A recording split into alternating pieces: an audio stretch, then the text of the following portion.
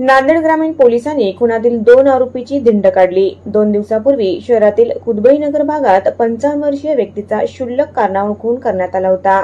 यातील आरोपी मोहम्मद आमिर आणि मोईन खान या दोघांना ग्रामीण पोलिसांनी अटक केली। ज्या भागात यांनी खून करून दहशत निर्माण केली त्याच भागात पोलिसांनी त्यांची धिंड काढली।